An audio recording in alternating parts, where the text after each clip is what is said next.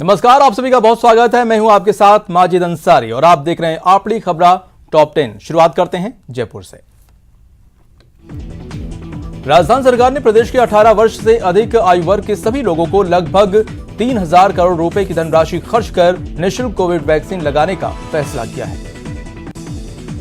प्रदेश में ऑक्सीजन और दवाओं की कमी को मंत्री प्रताप सिंह खाचरियावास ने बीजेपी पर निशाना साधा। उन्होंने कहा है कि केंद्र से राजस्थान का ऑक्सीजन और रेमडेसिविर इंजेक्शन का कोटा दिलवाने में बीजेपी फेल साबित हुई है। प्रदेश में आज से कोरोना की नई गाइडलाइन लागू हो गई है, जिसके तहत दुकानें सुबह 11 बजे तक ही खुलेंगी, जबकि दूध डेयरी प्रोडक्ट की दुकानें दिन में 2 बार खुलेंगी। राजस्थान में पर्यावरण संरक्षण के कई अहम कदम उठाए जा रहे हैं। वन विभाग इस साल भी कोरोना महामारी के बावजूद पौधारोपण में कोई कमी नहीं आने देगा। कोविड गाइडलाइंस को लेकर अनदेखी न हो, इसको लेकर जामा मस्जिद जयपुर इमाम मुफ्ती सैयद अहमद अली ने फिर से बयान जारी कर लोगों से अपील की है। इमाम ने अपील की है कि रमजान में कोविड गाइडलाइन का बहुत सावधानी से ध्यान रखें।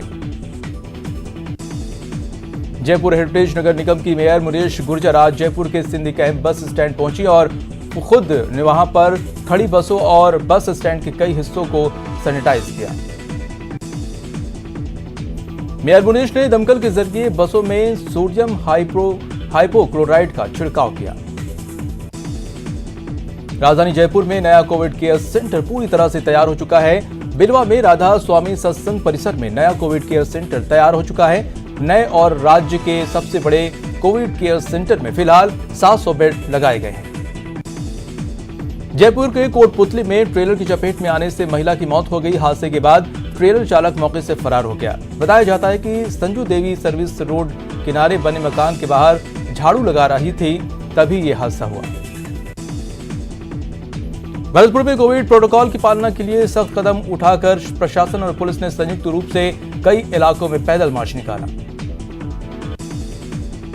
पुलिस प्रशासन ने आमजन से कोविड गाइडलाइन की पालना और मास्क का इस्तेमाल करने की अपील की है। पुलिस उपाधीक्षक निहाल सिंह शेखावत और तहसीलदार राजेश मीणा ने बताया कि मानव जीवन सुरक्षा को लेकर राज्य में लॉकडाउन और नाइट कर्फ्यू लगाया गया है। साथ ही कोविड प्रोटोकॉल लागू है, जिसकी लोगों को पालना करनी चाहिए। भरतपुर के ग्रामीण इलाकों में वीकेंड कर्फ्यू के दौरान देखा जा रहा है कि ऐसे में भरतपुर के चारभुजा और काका मार्केट में दुकानों से सामान बेचा जा रहा था, जिसकी सूचना मथुरा गेट थाना पुलिस को लगी। सूचना पर पहुंची पुलिस ने शटर उठाकर कई ग्राहकों को दुकान से बाहर निकाला और दुकानों को सीज किया। भरतपुर में स्वयं सहायता समूह की महिलाओं ने एक अच्छी पहल की है। नो मास्क नो मूवमेंट अभियान की रैली निकालकर लोगों को जागरूक किया है। रैली का शुभारंभ डॉक्टर राजेश गोयल के द्वारा किया गया। ये रैली बिजली घर चौराहे से निकाली गई। इस रैली में शामिल लोगों को स्वर्ग संस्था भरतपुर की स्वयं सहायता समूह की महिलाओं के द्वारा बनाए गए कैंप, मास्क और बैच वितरित किए गए। कोटा में कोरोना पॉजिटिव मरीजों के साथ साथ मौत के आंकड़ों में भी तेजी से बढ़ोतरी हो रही है। पिछले 24 घंटे में 8 मरीजों की कोरोना से मौत हो गई। इसके साथ ही कोटा में कोरोना से मौत का आंकड़ा 246 तक पहुंच गया है।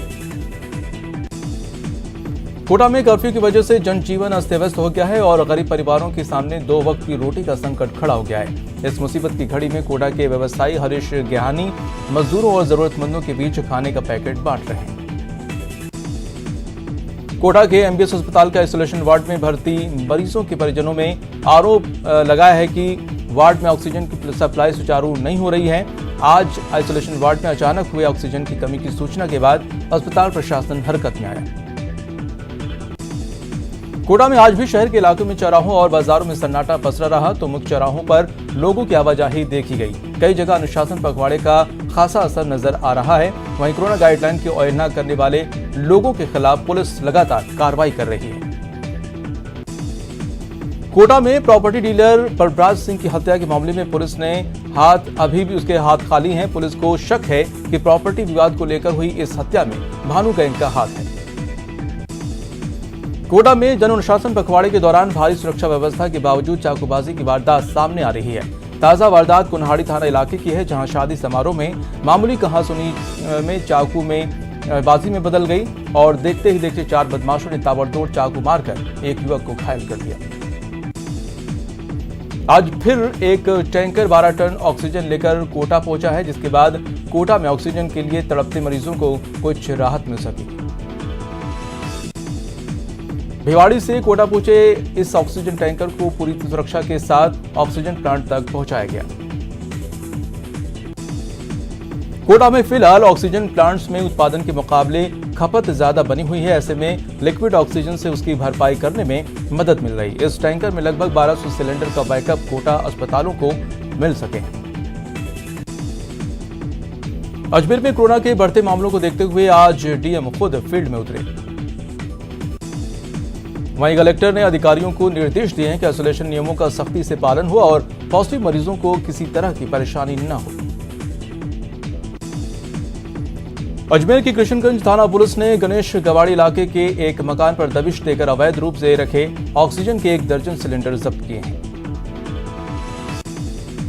शुरुआती जांच में सामने आया है कि ये सिलेंडर निजी अस्पताल के एक डॉक्टर ने एम्बुलेंस चालक को मोटा मुनाफा कमाने के लालच में दिया था। बीकानेर में कोरोना के बढ़ते मरीजों के बीच ऑक्सीजन की किल्लत न हो, इसके लिए मेडिकल कॉलेज में पहला ऑक्सीजन जनरेशन प्लांट शुरू किया गया है। इस प्लांट से हर दिन हवा से 150 किलो सिलेंडर ऑक्सीजन बनाई जाएगी। सरदार पटेल मेडिकल कॉलेज में स्थापित किए गए इस पहले ऑक्सीजन जनरेशन प्लांट के जरिए वातावरण से ऑक्सीजन जनरेट कर ऑक्सीजन एमसीएच विंग में प्रत्यक्ष सप्लाई की जा सकेगी। पीपीएम अस्पताल अधीक्षक डॉक्टर परमेंद्र सिरोही ने बताया कि हर रोज 150 सिलेंडर क्षमता तक ऑक्सीजन की आपूर्ति इस प्लांट से की जाएगी। इस प्लांट की लागत 1 करोड़ रुपए से ज्यादा है। बीकानेर में एक पति ने हथौड़ा मारकर पत्नी की हत्या कर दी। सूचना के बाद पुलिस की टीम मौके पर पहुंची। शव को कब्जे में लेकर आरोपी पति को हिरासत में लिया। उदयपुर के आर्ट संग्रहालय के पास पहाड़ियों पर भीषण आग लग गई। देखते ही देखते आग ने विकराल रूप ले लिया। तेज हवा के साथ आग पूरी पहाड़ी पर फैल गई, जिसका धुआं कई किलोमीटर दूर से भी नजर आने लगा। सूचना मिलने पर 7 दमकल की गाड़ियां मौके पर पहुंची। पिछले 2 घंटे से आग बुझाने के लगातार प्रयास किए जा रहे हैं। हालांकि अभी तक आग पर पूरी तरह से काबू नहीं पाया जा सका।